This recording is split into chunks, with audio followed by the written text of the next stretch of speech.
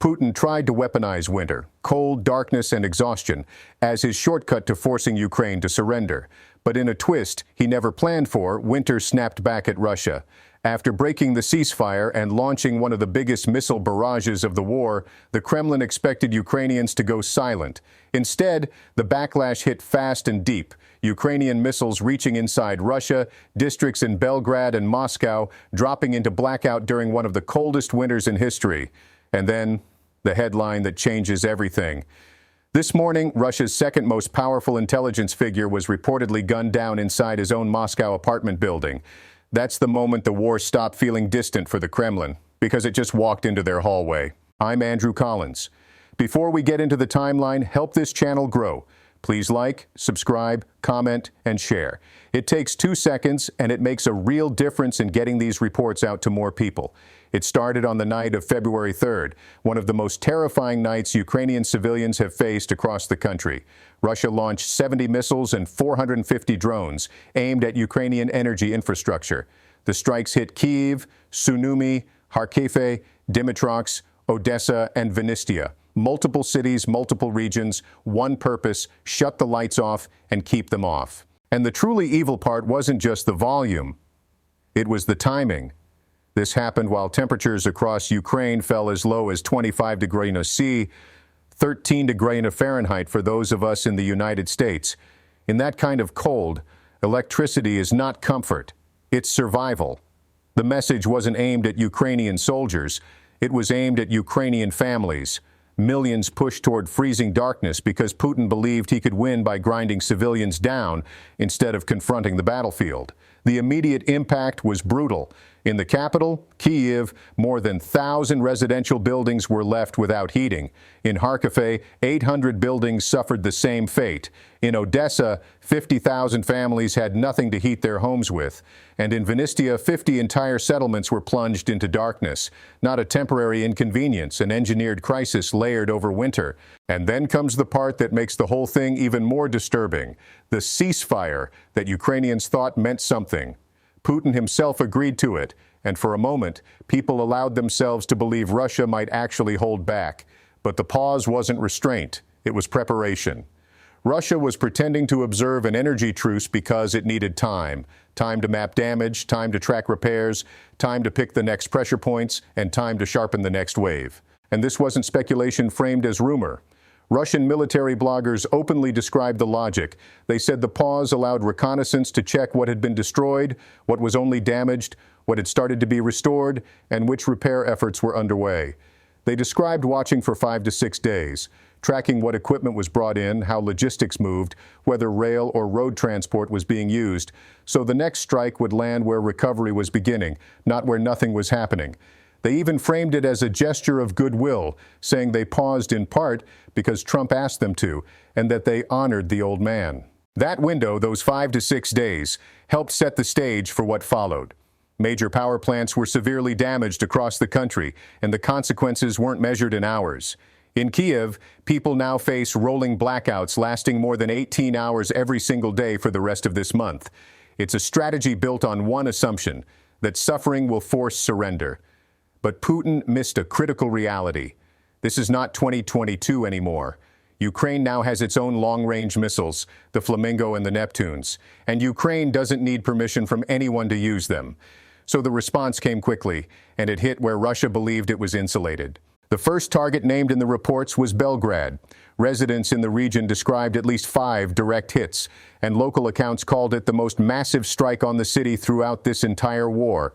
The same report said there were at least 24 explosions heard in a single night across the region. In the aftermath, widespread power and water outages were reported across multiple districts in Belgrade. At the same time, Russia itself is dealing with sub-zero temperatures. When the lights go out in that cold, it stops being abstract geopolitics and becomes a direct threat to daily life. Local officials didn't keep it vague for long. Belgrade's governor gave an evening address, and the tone wasn't triumph, it was containment. He acknowledged that energy facilities had been hit, and hit hard. Reports that surfaced afterward described thick smoke linked to the main power plant. Too large to dismiss, too obvious to explain away with the usual line about debris and perfect interceptions. And Belgrade wasn't the boundary of the response. Explosions were also reported in the Moscow region itself, most likely tied to Ukrainian drone strikes. The disruption spilled into routine infrastructure. 2 airports in the Moscow region had to be shut down. At this point, it's starting to sound less like an anomaly and more like a pattern. Alarms, closures, interruptions again and again. Then came another hit, reported this morning, the Astrakhan gas processing plant. According to the reports, this plant processes about 2 million tons of petroleum products and produces a big portion of Russian sulfur.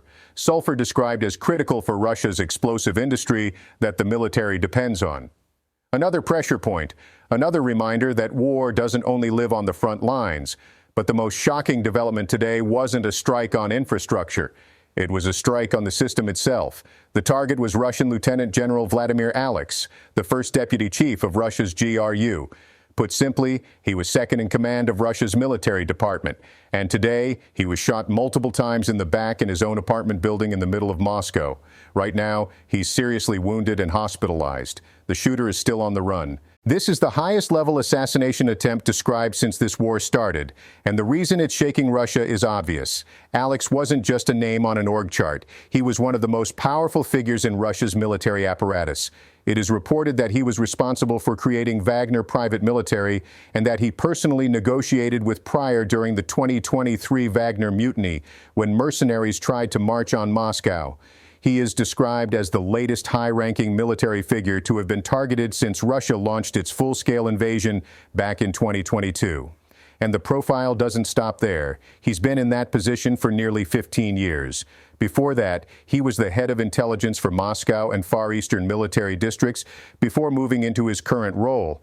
And because of covert operations he carried out around the world, or at least ordered around the world, he has been sanctioned by the United States, EU, Ukraine, and others.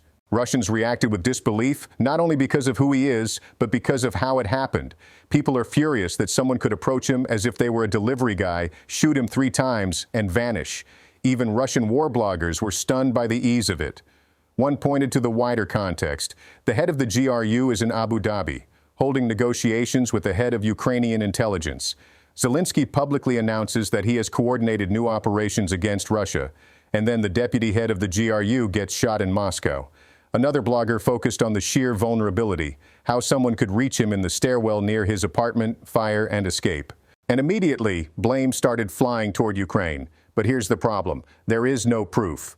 Russians don't have proof either. And the timing raises questions because important negotiations are happening right now between Ukraine, the United States, and Russia in Abu Dhabi.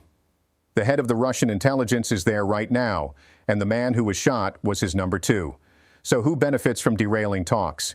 It could be Ukraine, but it could be elements within the Russian military who don't want peace. It could be defense contractors profiting from the war, or it could be Putin himself, removing someone he no longer trusts. We simply do not know yet. What we do know is that Russian Foreign Minister Sergei Lavrov went on camera just hours after the assassination attempt and blamed Zelensky, casting it as terrorism meant to provoke, to sabotage negotiations, and to pressure Western backers. Whether Ukraine was responsible or not, the message to Russia is unmistakable. The war is no longer distant. Moscow is no longer untouchable. For 3 years, Ukrainian families have lived in fear at night, listening for impacts, waiting for power to fail, bracing for cold. Now Russia is starting to taste that fear, and the panic in official statements and public reactions suggests they weren't ready for it. Winter is here, and for Russia, it's only going to get darker. Negotiations are ongoing in UAE, and hopefully they produce long-term peace. But until then, the escalation has a new address. If you want more coverage like this, please like, subscribe, comment, and share. Tell me what you think is driving these events, and pass this to someone who wants the full story without the noise.